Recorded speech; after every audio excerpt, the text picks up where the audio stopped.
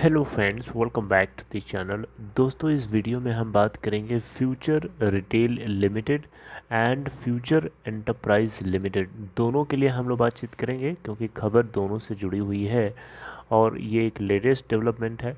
Development नहीं है, so sorry, ये एक शॉकिंग न्यूज़ है जो आपको मैं बताने चाह रहा हूँ और ये दोनों से कहीं ना कहीं लिंक्ड है। तो आगे अपनी चर्चा को बढ़ाएं उससे पहले आप लोगों से रिक्वेस्ट करना चाहूँगा, अगर आप चैनल को पहली बार देख रहे हैं दोस्तों, सब्सक्राइब करके बेल आइकन को हिट कर लीजिए और डीमैट या ट्रेडिंग अकाउंट के लिए डिस्क्रिप्शन बॉक्स में लिंक दिया गया है। दोस्तों, सबसे पहले तो हम फ्यूचर एंटरप्राइज लिमिटेड के स्टॉक प्राइस की बात करें तो 6.35 पे लास्ट ट्रेडिंग सेशन में ओपन हुआ, 6.20 का लो और 6.45 का हाई बनाया। 20,33,750 टोटल वॉल्यूम। मार्केट कैप दोस्तों इस कंपनी के 6.25 के करस्पॉन्डिंग क्लोजिंग प्राइस पे 284 करोड़ रुपए है। इसका 52 वीक लो 5.40 का और हाई है 14 रुपीज़ का। फ्यूचर रिटेल लिमिटेड के ट्रेडिंग सिचुएशन को हम बाद में कभी डिस्कस करेंगे। दोस्तों, खबर जैसा कि आपको पहले मैंने बताया होगा कि फ्यूचर रिटेल लिमिटेड ने अभी लास्ट कुछ दिन पहले ही इन्होंने अपडेट किया था कि 28 फरवरी और 23 फरवरी, यहाँ क्यूमुलेटिव बेसिस पे दिया है दोस्तों, कि इन्होंने रिसेंटली एक ड्यू डेट जो है मिस कर दी, जिस डेट तक इनको लोग लगभग 5,322.32 करोड़ रुपए जो है चुकाने थे लेंडर्स को on account of on going litigation with Amazon और कुछ रिलेटेड इश्यूज थे, राइट। तो ये खबर तो मैंने बताया ही था, लेकिन अब ये देखिए एक और खबर आ गई कि दो इंडिपेंडेंट डायरेक्टर्स जो हैं फ्यूचर एंटरप्राइजेज लिमिटेड के रिज़ाइन कर चुके हैं। फ्यूचर एंटरप्राइजेज लिमिटेड ने डायरेक्टली यहाँ पे देख सकते हैं खबर को अपडेट किया कि इनके दो इंडिपेंडेंट डायरेक्टर्स जिनके नाम है आनंद चंद्रशेखरन एंड मालिनी चोपड़ा, इन दोनों लोगों ने रिज़ाइन कर दिया है कंपनी के बोर्ड से, और ये बताते हुए कि इनके पास टाइम कम है और वर्कलोड ज़्यादा है। जिस हिसाब से वर्कलोड है उस हिसाब से टाइम ये नहीं दे पा रहे हैं, जिसके चलते इन्होंने रिज़ाइन करने का फ़ैसला लिया है। मंडे से इफेक्टिवली इन दोनों ने रिज़ाइन कर दिया है।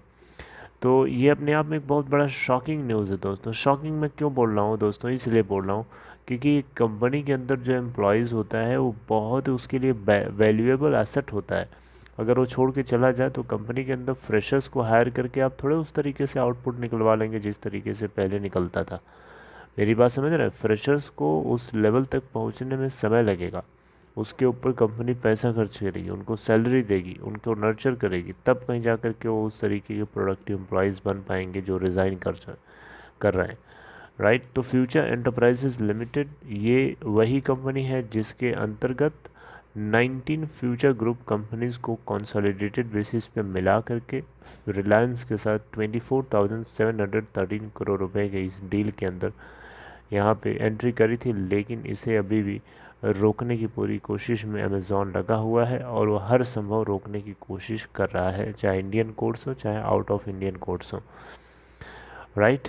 तो दोस्तों, यहाँ पे ये दो शॉकिंग न्यूज़ मैंने इसीलिए बताया क्योंकि ये अपने आप में कहीं ना कहीं चिंता का विषय है, क्योंकि ये इस बात का भी संकेत कहीं ना कहीं देता है कि इन दोनों ने एक ही क्यों जवाब दिया। इन दोनों जो इंडिपेंडेंट डायरेक्टर्स रिज़ाइन किया, इन दोनों ने एक ही आंसर दिया कि दोनों के पास वर्कलोड बहुत ज़्यादा पड़ रहा है और टाइम बहुत कम है।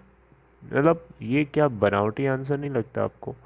क्योंकि देखिए सबका अपना अपना अलग अलग रीज़न होता है, तो समझ में भी आता।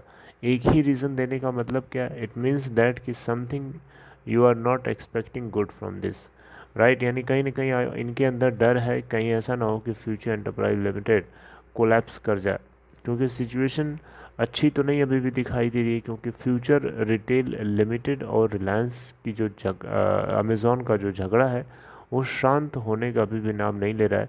सुप्रीम कोर्ट के अंदर अभी लास्ट ट्रेनिंग सेशन में अलाउंस दिया गया था कि दोनों पार्टीज अमेज़ॉन और फ्यूचर जो है आर्बिट्रेशन सेंटर में अपना अपना पोजीशन लेंगी, यानी दोनों पार्टिसिपेट करेंगी, जो कि 3 महीने से हॉल्ट पे रखा गया था दिल्ली हाई कोर्ट के द्वारा। तो अब वो भी ऑन गोइंग प्रोसेस जो है स्टार्ट हो चुका है सिंगापुर इंटरनेशनल आर्बिट्रेशन सेंटर में जो हियरिंग पॉज थी, राइट।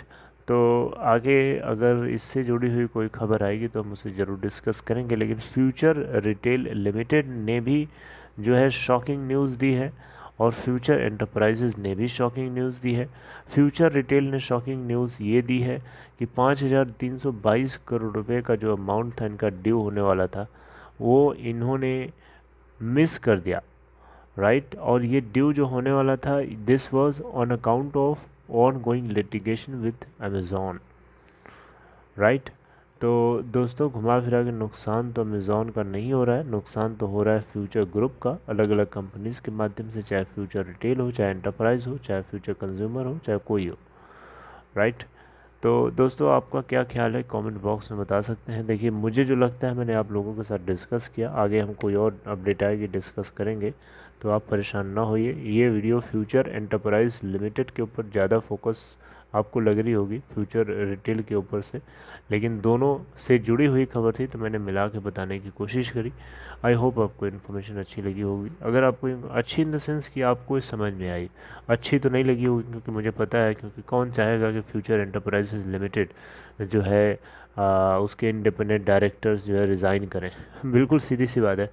मतलब आपको कंटेंट समझ में आया हो तो उसके लिए अप्रिशिएट करने के लिए लाइक कर सकते हैं इस वीडियो को अगर आप चाहें तो, बाकी आपकी मर्ज़ी है। आगे मिलते हैं इन्फॉर्मेशन नेक्स्ट शेयर करते हुए, तब तक ख्याल रखिए अपना, टेक केयर।